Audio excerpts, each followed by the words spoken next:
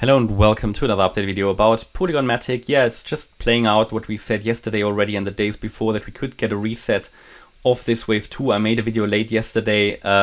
So far no change to that. Yeah, we are pushing higher here in the C wave. If we try to, just zooming out, yeah, just to give a bit of context, I'm still seeing us as being, in this larger downtrend. I do have to take out this trend line though.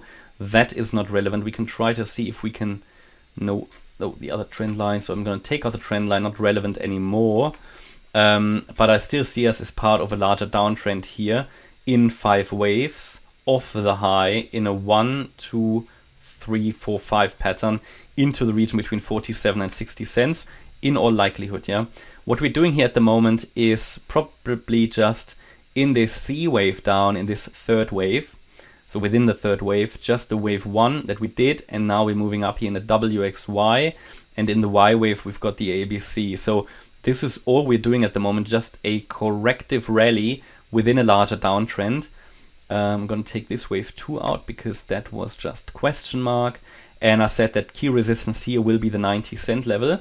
As long as we're staying below 90 cents, I will strongly believe that we are heading down further. Above 90, we are not clearly bullish or bearish. So very, very important to understand that. That would not really leave a reliable trade setup. Problem is here that above 90, the wave 2 will get unlikely. Okay, it will get less likely at least, because a wave 2 would normally not retrace that much. So then we have to consider something different, which would be the wave 1 up happened, the wave 2 down happened, and that this is another 1-2 setup, something that I've explained in previous videos. Of course, we could have bottomed here, yeah. The problem though is that it is a very, very unconventional low. It would be something that would not be an ideal wave structure, and it would only be possible to count it in a not very ideal wave structure, in an unconventional, unusual bottoming process. So it doesn't really give a lot of confidence.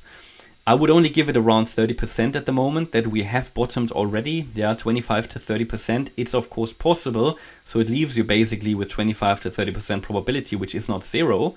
But we as analysts, technical analysts, analysis and Elliott Wave analysis, we need to look for ideal wave structures, because that is what the market in most cases is going to follow. Of course, the market can always do something unlikely, and also the market can overshoot certain waves, and sometimes you get distortions of waves, especially if Bitcoin does something crazy. But having here a 1-2-1-2 pattern is just unlikely. Yeah, I'm not going to rule it out, but just that the 90 cent level is basically a threshold where we are getting a bit more bullish, but then in this space here, we're not clearly bullish or bearish, and that is a problem.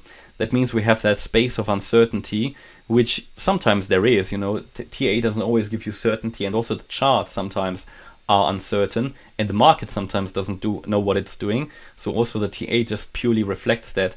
However, if we go above the wave 2, we've got above 90 cents, we've got 2 possibilities. Until we really break the wave B high, technically the wave 2 isn't invalidated. So until we break above 93 and 94 cents, this could still be a wave 2, but it will get very unlikely.